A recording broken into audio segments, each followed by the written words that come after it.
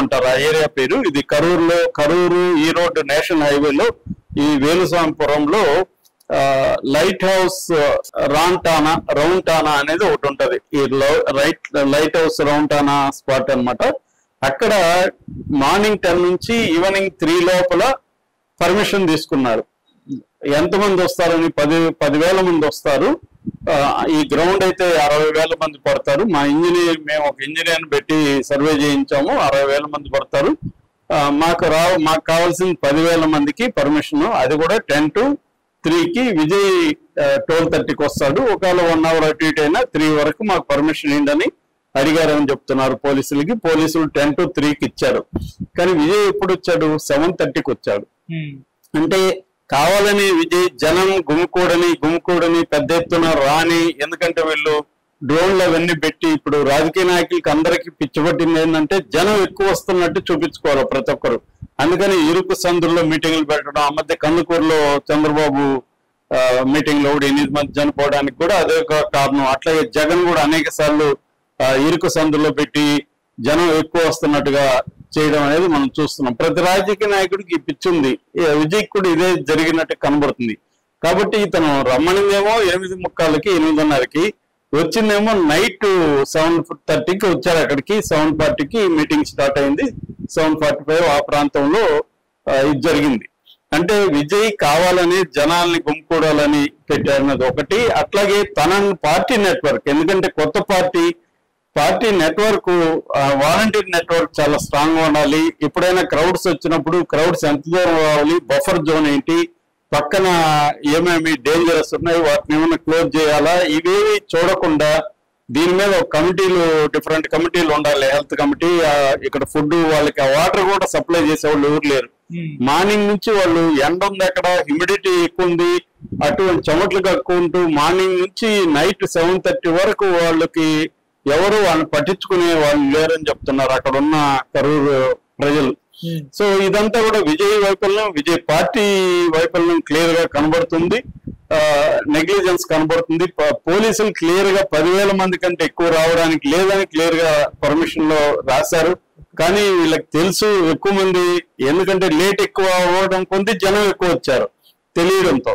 విజయ్ గాని 12:30కే ఇల్లుంటే ఇంత జనం కూడా ఉండేవాళ్ళు కాదు.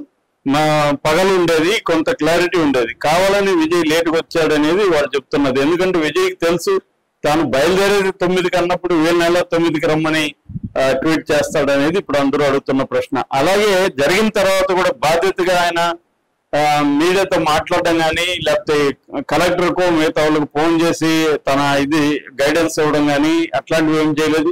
మీడియా అడుగుతుంటే కూడా ఆయన పట్టించుకోకుండా, తల కూడా వాళ్ళకి ముఖం కూడా చూపించకుండా వెళ్ళిపోయి 3 hours తర్వాత ఆయన పెట్టాడు. కనీసం చెన్నైకి పోయినా ఒక వీడియో రిలీజ్ చేయడమో, తర్వాత చిన్న ప్రెస్ మీట్ పెట్టి తన పశ్చాత్తాపం తెలియజేయడం ఏమి చేయకుండా ఒక చిన్న ట్వీట్ చేసి సైలెంట్ గా ఉన్నాడు. దానికి టీవీకే పార్టీ వాళ్ళు చెప్తున్నది ఏమంటే విజయ్ హాస్పిటల్కి వస్తే ఇప్పుడు ఇంకా మళ్ళీ కొత్త తొక్కిసలాట జరగచ్చు, అందుకనే రాడు. పోలీసుల క్లియరెన్స్ ఇచ్చి మొత్తం సర్దుమణిగాకు 2-3 రోజుల తర్వాత విజయ్ వచ్చి బాధ్యతలను పరామర్శిస్తాడు అనేది వాళ్ళు స్టేట్మెంట్ ఇచ్చారు. అట్లాగే గవర్నమెంట్ వైపు నుంచి కూడా మనకు అక్కడ పొరపాట్లు కనిపిస్తున్నాయి. లోకల్ మీడియా వాళ్ళు చెప్తున్న దాని ప్రకారం ఏంటంటే జిల్లాలో ఉన్న పోలీసులను అక్కడ పెట్టారు, కానీ లోకల్ పోలీసులకి తెలుసు కదా జనం వస్తున్నారని తెలుసు. వాళ్ళకి తెలిసినప్పుడు వాళ్ళు ఇంత జనాన్ని ఇట్లా కంట్రోల్ చేయాలి, ఏం చేయాలి, తొక్కిసలాట జరిగితే ఒకవేళ ఏం చేయాలి అనేది వాళ్ళు క్లియర్ గా లేదు. అంబులెన్స్ కూడా లేట్ గా వచ్చింది, అక్కడ రెడీగా అంబులెన్స్ లేవు. సో ఇది బేసిక్ గా అనేది అంటున్నారు. తర్వాత తొక్కిసలాటికి ఇమీడియట్ రీజన్ కూడా రకరకాల కారణాలు చెప్తున్నారు. విజయ్ ని చూడడానికి జనం ఎగబడ్డ ఒక కారణం అని చెప్తున్నారు. కొంతమంది పోలీసులు అక్కడ లాఠీ చార్జీ చేయడంతో వాళ్ళు తోసుకెళ్లారని చెప్తున్నారు. ఇంకొంతమంది విజయ్ వాటర్ బాటిల్ విసిరేస్తున్నప్పుడు వాటిని తీసుకోవడానికి ఒక్కసారిగా వాళ్ళు జనం మీదికి రావడంతో జరిగిందనేది కూడా చెప్తున్నారు. ఏదేమైనా ఇదంతా కూడా ప్రైమరీగా మనకున్న ఎవిడెన్స్ తప్ప క్లియర్ గా మొత్తం అసలు బాధ్యులు ఎవరు, ఎలా జరిగింది ఏంటి అనేది వన్ ఉమెన్ కమిషన్ లో తేలాల్సిన పరిస్థితి అయితే ఉంది. ఏదేమైనా దురదృష్టకరం. గవర్నమెంట్ అయితే తర్వాత అయితే ఇమ్మీడియట్ గా స్పందించినట్టుగా మనకు అర్థమవుతుంది, కానీ ప్రివెంటివ్ గా తీసుకోవడం లేదు. విజయ్ గతంలో కూడా ఆయన తన పార్టీకి సంబంధించి జరుగుతున్నప్పుడు మీటింగ్స్ ఇలాగే నెగ్లిజెన్స్ గా ఉన్నాడు, తిరుచిలో జరిగినప్పుడు కానీ అంతకుముందు నాగపట్టణం లాగా అని ఇలాగే ఉన్నాడు అనే విమర్శలు కూడా వస్తున్నాయి.